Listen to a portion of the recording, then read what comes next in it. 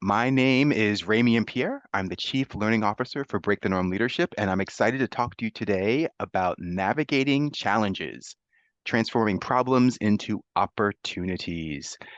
We are recording today's session. I'll just make a few announcements, then I'll jump right into the content. And then at the very end, I have a personal plea.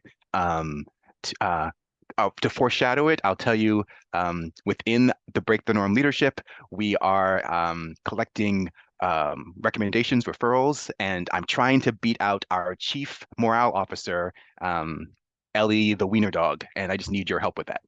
All right. So to get started, feel free to drop things into the chat. I'm totally a, you can take yourselves off mute. You can put your camera on so that we're engaged. But either way, I'm going to go through today's session. And I'll start by sharing my screen and then just dive right in. Here we go. So we are talking about challenges, and the title for today's session was intentionally vague because there are many different types of challenges that leaders can face, people leaders and organizations, and we wanted to come up with a general framework for how, as a people leader, you might address any one of the types of challenges you might face. So here we go. Now, despite the fact that there are literally a countless numbers of different types of challenges, in our experience at Break the Norm Leadership, they tend to fall into a handful of clear buckets. People challenges, business challenges, change management challenges, external challenges, and personal challenges. Let me just explain what each one of those are so you're clear. People challenges are probably pretty That's where I find you a self-explanatory. cab. Call. Got awesome. So people challenges are things like onboarding people, managing conflict among your team members, developing your team members into leaders, all those types of things, dealing with humans, dealing with other humans. Those are your people challenges. Then come the business challenges. Those are your supply chain management issues, your operations, your quality control, your financial management, making sure that the business works well. Change management challenges are two things, two sides of the same coin. On one side, it's can you guide your organization through a particular change? Maybe it's a software change, maybe a product change, or a reorg. And the other side of the coin is can you keep your organization stable while it's going through change? So don't forget both sides of that coin. External challenges or more industry related challenges. The economy, perhaps competition from other organizations, those types of external competitive landscape issues. And then last are personal challenges that you might face as a leader, where you have to manage your energy, manage your sense of burnout, your work-life balance, your like manage your own self-doubts, because we have those as leaders. So challenges can come in a number of different varieties, but we find that there are a couple of ways that people leaders tend to see those challenges no matter what bucket the challenge comes from. And in terms of how humans in general, and in this case, leaders are humans, despite what you might think, see challenges, we tend to see challenges as problems. Whether that might be, we see them as anchors or brick walls or time sinks, roadblocks. All of these things are pretty natural for us, are pretty common for us. And it's not surprising given a couple of things. Given our negativity bias, this is at Break the Norm Leadership, we sort of accept that as humans, we are biological creatures, and over time, to protect ourselves as a species, we have learned to suss out, to detect threats, challenges, and to avoid them, or to find ways to navigate them, or to prepare for them, to brace for them. So our general negativity bias makes sense. Given our general negativity bias, it makes sense that when we see challenges, we might see them as problems. Also, there's our biological stress response.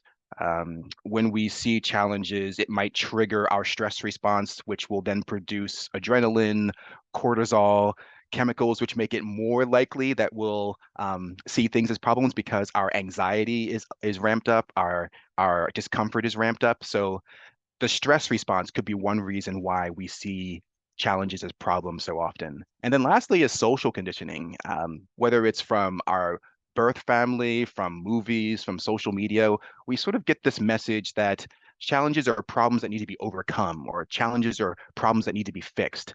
We don't often get the message that challenges are opportunities, or challenges are openings, or challenges like challenges could be the solution to another problem that we are having. So we tend to have a fairly negative view of challenges, and we tend to see them as problems. So at Breakthrough on Leadership, given all this, we have what we would describe, not what we describe, what is a four-step process to transform a challenge into an opportunity. May not work in all cases, but we believe it's going to work most of the time. So think about a challenge that you're currently experiencing or recently experienced as I walk you through these four steps. And I'll tell you what they are right now. They are, you need to acknowledge the problem. You need to acknowledge the challenge. See, I just did it right there, turning a challenge into a problem. Acknowledge it, assess it, reframe, and then plan. So step number 1 and 2 have a really important component. You want to try and do both of them with as little judgment as possible. And by judgment, I mean as little blame and as little shame as you possibly can. Because let's talk about blame for a second. Your challenge might be the result of actions that someone else has taken, and it can be very tempting to blame them. And you could be accurate in blaming them, but it might not be very helpful. More often than not, I see that when we blame someone or something for our challenge, we end up taking on the role of victim in the story. And while we might be to some degree, victims don't tend to have agency. And so what I've seen time and time again is the more we tell ourselves we're victims by blaming others, the less likely it is that we're actually to do productive action. So blaming is not so helpful. Neither is shame. I think it was Brene Brown who talked about the difference between shame and blame is that uh, I might blame someone if something goes wrong, um, and I think that, oh, I did something wrong. I might, blame myself for doing something wrong, but I might feel shame. Sorry, when I feel shame, it's I did something wrong. I didn't do a wrong thing, only do a wrong thing. Now I'm a wrong person. I'm a bad person. Not only did I do a bad thing, but I am bad. And again, that doesn't promote agency. So try and do these first two steps with as little judgment as possible. With the first step, acknowledge the challenge.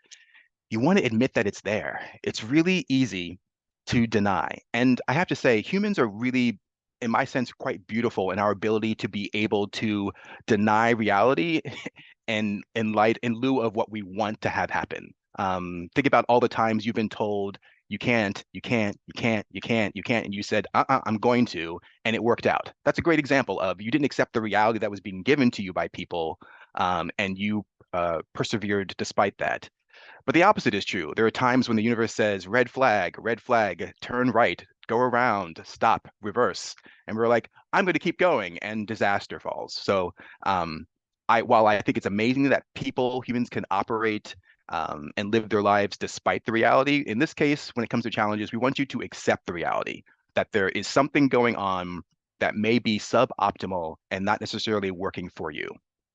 Then step 2 is assess the impact of that challenge. What are the immediate implications? Like what's happening right now? And then what might be the longer term implications? What's going to happen in a day, a week? You don't even have to go that far. You might even say like what's going to happen in an hour or a week or a couple of weeks. And then you want to figure out who's impacted by this challenge. Is it just me? Is it other people? You're doing all of this to try and get a sense of how big it is and how far the challenge reaches. You're basically just surveying the challenge. And then this last thing I learned from engineers, and I just think it's really helpful. When you look at the challenge and you think of all the bad things that might happen, because our brain will go there, examine each one of those things in this with this risk model. Like how likely is that thing that I'm thinking might happen as a result of this challenge? How likely is it to happen? And if it does happen, what might be the impact? Because there could be some truly horrible things that this challenge could bring for you or for others, but the likelihood might be very, very small. So you get this chance to sort of like weigh every negative potential outcome of the challenge in terms of its likelihood and its consequence. So step 1 and step 2, you've you've admitted that there's a challenge and you've gotten a sense of how big or how little or how pernicious that challenge is. Then you're going to go to step three, and this is where the rubber meets the road. This is the hard part. This is the part where you're turning that challenge into an opportunity. And this has come up in previous lunch and learns with us. We talk about the power of stories, and not just as a nice way to communicate information, but as ways to drive particular action. I used to believe that feelings drove action, but looking at the research, I've learned that stories drive feelings, which drive actions. So if you want different actions from yourself or from others, you don't have to change your feelings so much. Start by changing the story that you have in your head about the thing. So remember, people are predisposed to think of challenges as problems. You need to find a different way of looking at that challenge so that it's not a problem. And let's walk you through a couple of things that we think might help you move from a I have a problem mindset to this is an opportunity, perhaps a difficult opportunity, but definitely an opportunity. And the first storytelling technique we use, or we propose, is get out of the victim mindset. Think of this challenge as part of your story. And in this story, you're not a victim, you're a hero at the start of her journey. Because when you think of this is where we're using social conditioning to our benefit. When you think of every move, not most movies, most stories, most television shows, the hero in the end has some big or several big challenges at the beginning. This could be just yours. You're not a victim, you're a hero at the start of her journey, experiencing her first challenge. Or you might say, you're not a victim, you're a supporting character in the story who's evolving into the main character. Because we see this a lot in stories, right? Where someone who appears to be just on the side actually becomes the main character because of some challenge that they're facing. The challenge actually develops them, helps them to evolve in some sort of way. Alternatively, you could think of the challenge as something other than a problem, something other than a catastrophe. You could say to yourself, this isn't a catastrophe. This is just a plot twist in my story. The story goes along, plot twist, I gotta adapt, go, go, go, go, go, plot twist, gotta adapt, go, go, go. This could be just a literal bump, sorry, a figurative bump in the road. Or you might say, this is not a catastrophe. This challenge isn't going to destroy me in my life. This challenge is really a catalyst for me to change. It's requiring me to exercise different muscles that I will then be able to use for continued success or maybe even greater success. A new me will evolve on the other side of this challenge, but the way out is through. All right, so these are all what we hope are some self-talk phrases you could use to help you shift from a victim or catastrophe mindset to one of opportunity, where the challenge actually is there for you, not something happening to you. All right. Now then, after you realize like, all right, this is an opportunity, it's a plot twist, it's a bump in the road. What am I going to do now? What you want to come up with a plan that's aligned with that mindset. You don't want to come up with a plan that's aligned with your old mindset of, oh my God, this is horrible. Everything's on fire and I feel like I'm going to die. I'm a victim. You don't want to have that kind of a plan. You want to have a plan with your new mindset. Hero in development, main character in development, that type of story. So I I pull from the book of Olivia Pope, one of my secret mentors, and one of the things that she says all the time in the series Scandal is, "What do you want?" That's what she says to her clients, and get clear about what it is that you want. Same thing happens in, I think, almost every story I can think of involving a hero. At some point, they have to figure out what is it that I want. They usually have to make a choice between staying where they are or trying something new. And I think it's important to make that choice because it's hard, if not impossible, to be committed to something unless it's a choice that you've actually made. What was it from The Matrix that the Oracle said? You can't understand beyond a choice you haven't made yet. So find a way to get clear about what you want by making a choice between perhaps your current situation and continuing in that behavior, or what you would like as an ultimate scenario and what behaviors would support that scenario. Then this third bullet here is really helpful because you might think, well, I don't know what the answer is in this moment when I'm having a real life challenge, Ramian. Like I know you want me to apply these storytelling techniques, but like what do I actually do in terms of this plan? Like if I decide that I want this beautiful future for me, how do I get there? Don't think that you have to find the answer by yourself. We're big fans of at Break the Norm Leadership that leadership development, leadership life, none of those things have to be a solo sport. Think of them as a team sport. And in this case, think of who the other characters in your story might be, the story of your challenge, and try and tell the story for a moment. Just try this on as an thought exercise from their point of view. How might they see the story? Because taking a different perspective could help you find, oh, here's a path forward that I hadn't considered before, or here's a specific way in which this challenge is an opportunity. Um, don't rely on your thinking changing if you sit in the exact same seat in the exact same position. Change your perspective, and you might be able to change your thinking, more refine your story, change your feelings, have an even better set of reactions. So look at who are the other characters in your story and try and take their point of view, even if just for a few minutes. I do this all the time, both when I'm making decisions, but also when I'm trying to plan is I figure my best thinking got me here in this stuck moment. So let me see if I can change my thinking, if I can adopt some other people's thinking or change my perspective in some way to maybe think my way out of the situation. All right, so that's the four-step plan. I'll go back just to review it. It's you want to acknowledge that you have a challenge. You want to assess the challenge in terms of like its scope, its likelihood, the likelihood of negative outcomes and the consequence of those negative outcomes. And then you really want to work on reframing, changing and you want to work on reframing your attitude from that of victim and catastrophe to that of hero and opportunity. And then lastly, you want to create a plan aligned with that new framework, not with the old framework, but with the new one. All right. So that is our short and sweet four-step plan for turning challenges into opportunities. And I'll stop sharing for a moment so that I can see if there are any questions.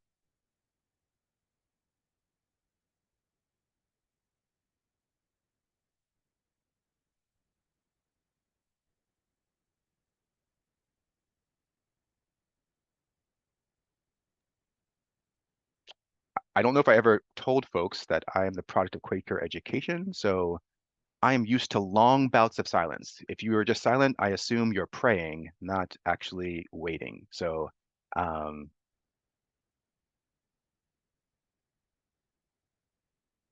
here we go. What questions can I answer about turning challenges into opportunities? Okay, I have a question. Because Cynthia Gertson. I know, I can't sit in silence. Um, so I mean, I think none of this is anything that I would disagree with. What I'm Fair. curious about is I work in an organization where many of the leaders were developed along an incredibly hierarchical directive framework. Yeah. So I'm just wondering, sort of like, how do you move that needle to get the people that you work with who are they think they're really objective, but they're, I would say, rigid in their thinking in some ways. How do you kind of nudge them to really, or how do you operate in that situation, applying these four steps? Like, do you just kind of have to stay the course? Do you have to evangelize using storytelling and really stick on that step for a while? I don't know. How do you contend with hierarchy? Yeah. Yeah. So that's All all right. I'm going to say.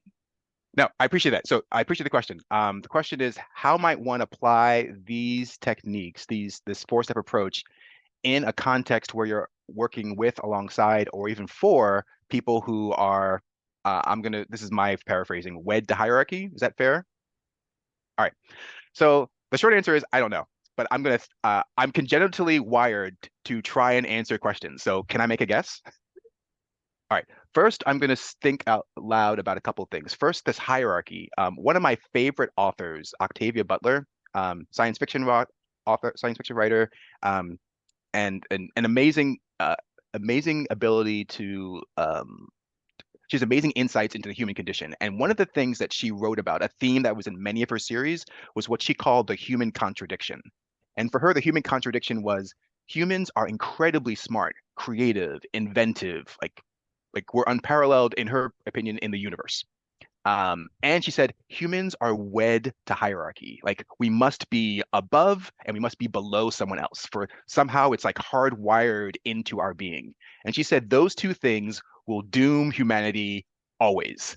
And literally that's what happened in several different series because humans are wed to hierarchy and to are super creative. They find super creative ways to destroy themselves. So this hierarchy thing is something that Octavia Butler would argue humans need to evolve out of. Recognize that it's part of us, part of our evolutionary history, but it won't necessarily serve us in the 21st, 22nd, 23rd, 24th century if we make it that far. All right. So that said, the other thought that comes to my head, and then I think I'll have an answer for you, Cynthia, is um, it's those movies where this motif in movies, particularly like science fiction or monster movies, where there's like a little kid or a person who sees the monster coming or sees the alien coming and keeps talking and saying, "Hey, monster, alien, ghost, evil clown," and none of the adults believe because they are wed to hierarchy. Um, and the challenge here is how do you convince people that there's a problem or to see a problem in a particularly useful way when they won't even hear you because of where you are in the hierarchy. And I don't have a really good answer for how to do that. I think I do have some resources. Um, I'm thinking of the book, The First 90 Days. I cannot remember who the author is. And there's like a version, First 90 Days in Government. And I think they're like First 90 Days in different situations. But in that book, one of the things it talks about, I think is really helpful, is the STARS model for diagnosing your work, which sounds stupid, but stick with me for a second, or sounds not useful. Stick with me for a second. The STARS model for work says that all work, all tasks fall into one of STARS, 5 different buckets. So they're either startup activities where you're starting something new that was never there before, blank page, turnaround activities where you're turning around something that's on fire, a dumpster fire, fix it. Thank you. First 90 Days by Michael Watkins. STA, it's a accelerated growth activity task where you're taking something small and making it big, or it's a realignment. That's the one I'm going to stick on. And then the last one is a sustaining success, something where it works. You just have to not mess it up.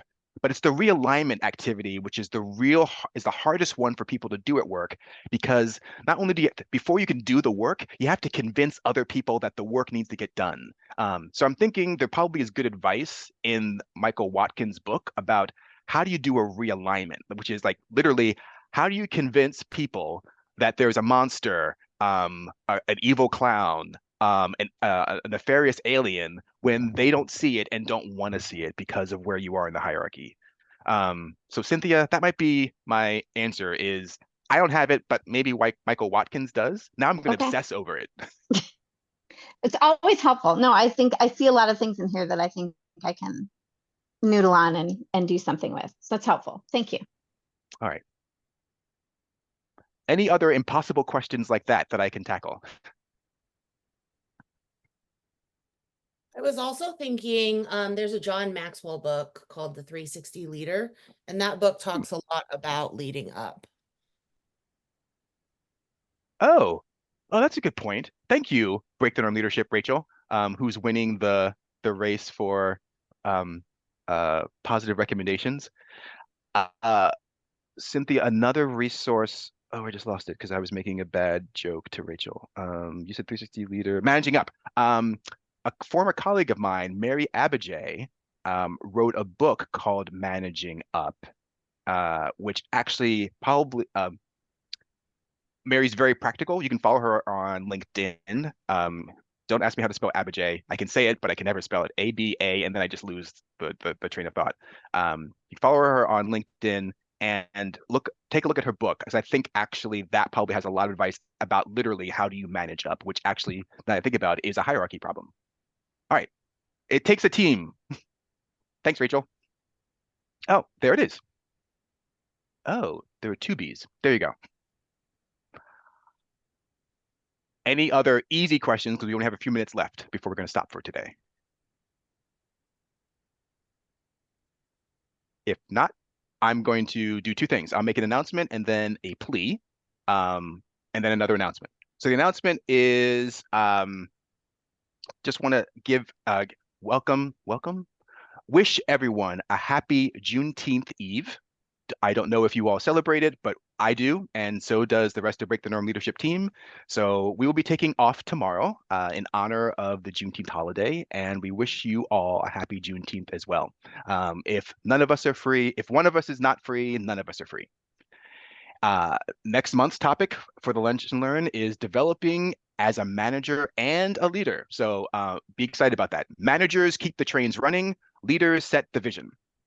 And then, yes, Google reviews. If this was helpful for you, please leave us a review. We're keeping track on the team, what person gets mentioned the most in reviews. I have been mentioned 1 and a third time. Ellie, the wiener dog, has been mentioned once, and our founder has been mentioned 11 times or so. So I just want to make sure that I put some distance between me and Ellie, the wiener dog. So if you liked or found anything useful, please leave a Google review and mention my name so that I can beat Ellie, a dog. And that was my last request. You can find this handout that I was sharing today, as well as recordings for all of our past Lunch and Learns on the Break the Norm Leadership website.